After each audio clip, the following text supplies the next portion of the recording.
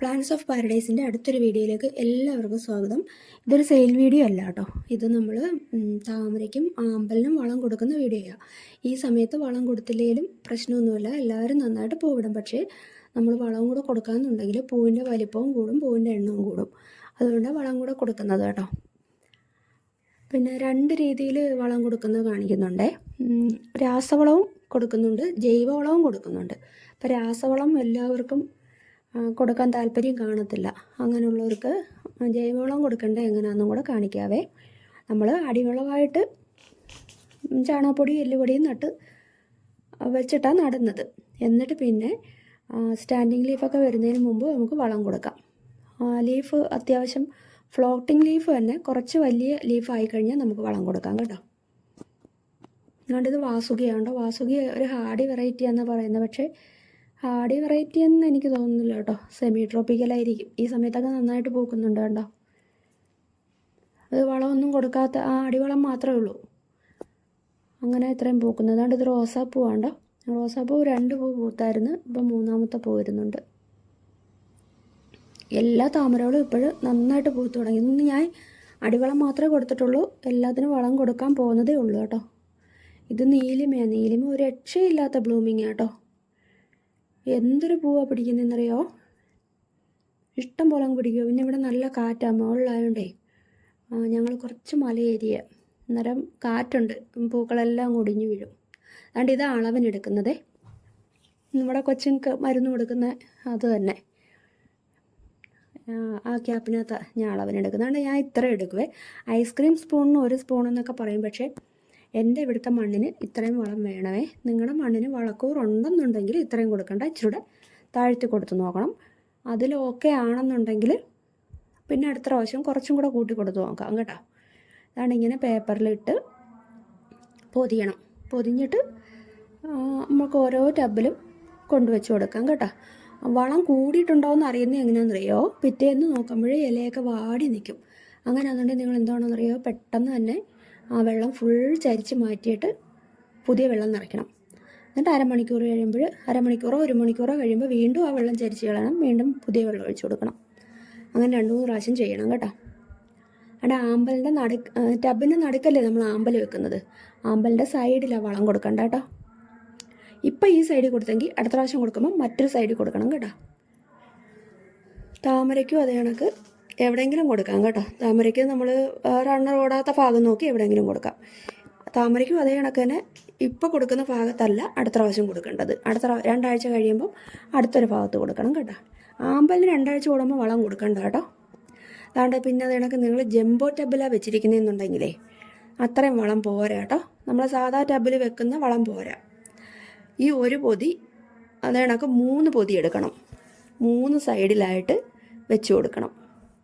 അങ്ങനെ നമ്മൾ ജംബോ ടബിൽ വളം വെച്ച് കൊടുക്കുന്ന കേട്ടോ. ജംബോ ടബോ അല്ലെങ്കിൽ റിങ്ങോ ഫ്രിഡ്ജ് ബോക്സോ ഒക്കെ ആണെന്നുണ്ടെങ്കിൽ ഇങ്ങനെ ചെയ്യണം കേട്ടോ. 3 എടുത്ത് വെച്ച് കൊടുക്കണം. എന്നുവെച്ചാൽ അത്രയും മണ്ണ് ഇതിനകത്ത് കൊള്ളുന്നതാണ്. അന്നേരം മറ്റേ ടബിലെ വളം പോരാ, അതുകൊണ്ടാണ് കേട്ടോ. ആമ്പൽ 2 ആഴ്ച കൂടുമ്പോൾ കൊടുക്കണമെന്നില്ല കേട്ടോ. 2-3 ആഴ്ച കൂടുമ്പോഴൊക്കെ കൊടുത്താൽ മതി. ഇത് കുടമുല്ലയാണ്ടോ. കുടമുല്ല നിറച്ചങ്ങ് പൂക്കുക നിന്ന്. ഒരു വളവും കൊടുത്തിട്ടില്ല, അടിവളം മാത്രമേ കൊടുത്തിട്ടുള്ളൂ. ഇത് കിരണ്യാണ് കേട്ടോ. ഇനി നമുക്ക് ജൈവവളം കൊടുക്കുന്ന രീതിയാണ് കാണിക്കാൻ പോകുന്നത് കേട്ടോ. അതിനുമ്പ് ഞാൻ കുറച്ച് ഇത് ജൂലിയറ്റൊക്കെ നന്നായിട്ട് സ്റ്റാൻഡിങ് ലീഫൊന്നും വരാതെ തന്നെ നിറച്ച് മുട്ടൊക്കെ വന്ന് നിൽക്കുക. ഇത് വൈറ്റ് പഫ്.